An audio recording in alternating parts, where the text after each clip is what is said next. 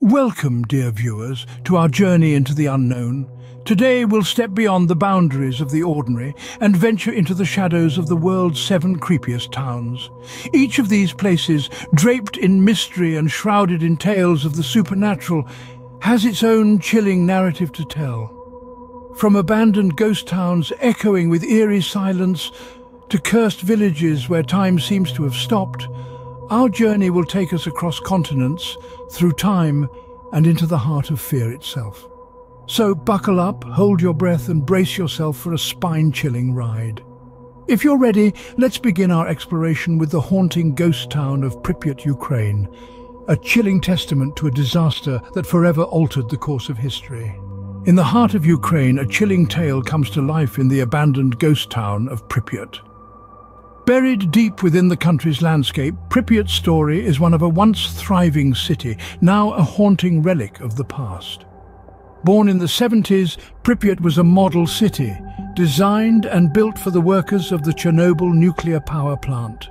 But its fate was sealed on that fateful day in April 1986, when the 4th reactor of Chernobyl exploded in the worst nuclear disaster the world has ever seen.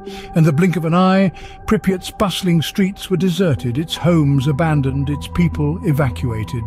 The city's inhabitants left everything behind, thinking they would return in a few days. But the days turned into weeks, the weeks into months, and the months into decades.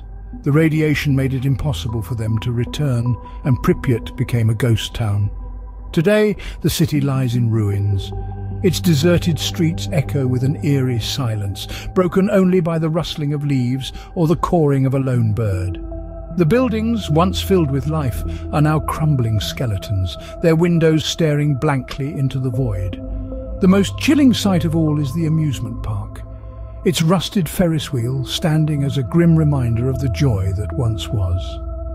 Yet, despite its desolation, Pripyat attracts the brave and the curious. Among them, a visitor once shared a bone-chilling experience. As they wandered the deserted streets, they felt an unexplained chill run down their spine, a feeling of being watched, a whisper of a presence that couldn't be seen. It was as if the ghosts of Pripyat were reaching out, their stories forever etched in the city's radioactive ruins. Pripyat, a ghostly reminder of a nuclear disaster, serves as our first stop on this spine-chilling journey.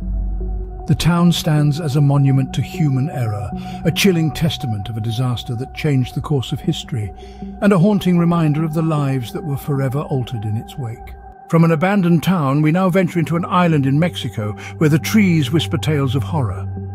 Our next stop on this eerie expedition brings us to a place where innocence has a chilling undertone. The Island of the Dolls, or Isla de las Muñecas. Nestled in the canals south of Mexico City, this island is a macabre gallery of dolls hanging from trees, their plastic eyes forever open. But why, you might ask? The story begins with a drowned girl, her lifeless body discovered by the island's caretaker, Don Julian Santana. Tormented by her untimely death, Don Julian began hanging dolls from the trees, a tribute to the departed spirit, and to ward off evil. But the tale doesn't end there. Ask any local, and they'll tell you about the dolls' supernatural powers. They claim the dolls are vessels for the girl's spirit, and that they come alive at night. Eyes moving, limbs twitching. Some even swear they've heard whispers in the wind that sound suspiciously like the soft murmur of a doll's voice. And it's not just the locals. A tourist once shared an account of a sleepless night on the island, claiming the dolls whispered to him in the darkness, their voices a chilling lullaby under the moonlight. The Island of the Dolls, a place where childhood dreams morph into nightmares. So, dare to pay a visit? Just remember, the trees might not be the only ones whispering to you. Next, we navigate the dark waters of Italy's lagoon to unearth the secrets of the forbidden city of Poveglia. A haunting past lurks within the depths of Poveglia, a small island nestled between Venice and Lido in the Venetian lagoon. This seemingly unassuming island carries a weighty history. It served as a plague quarantine station in the 14th century, playing host to tens of thousands of ill-fated souls. The island's dark past doesn't stop there. In the early 20th century, it was repurposed as a mental asylum, echoing with the whispers of the tormented. Over the years, Poveglia has gained a reputation as one of Italy's most haunted locations. Tales of paranormal activities and ghost sightings are as rampant as the vines that entangle the abandoned structures. Visitors often report feeling an eerie presence, a chill they can't shake off, a whisper they can't trace. One such story comes from a group of explorers who ventured onto the island, drawn by the allure of the unknown. As they navigated the dilapidated buildings, they felt an unseen presence. It was as if the very air was heavy with the echoes of the island's tormented past, a chilling reminder of the lives that once unfolded here. Poveglia, a city forbidden for reasons that send shivers down the spine. The tales of the unseen and the unsaid, the lingering aura of despair and death, all contribute to the forbidding allure of this desolate island. We now journey to the land down under, where the soil of Port Arthur is stained with tales of the macabre.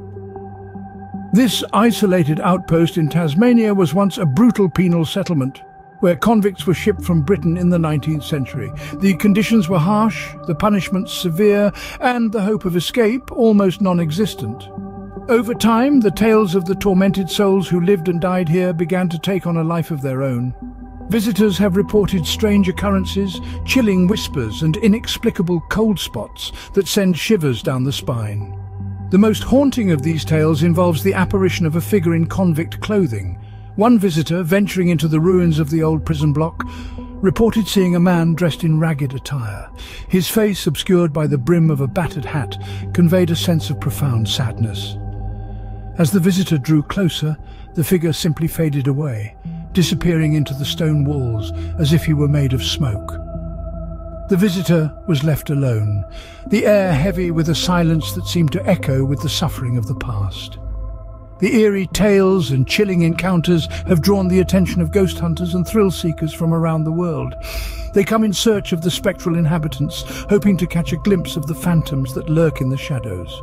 Port Arthur, a historical site that has become a hotspot for ghost hunters.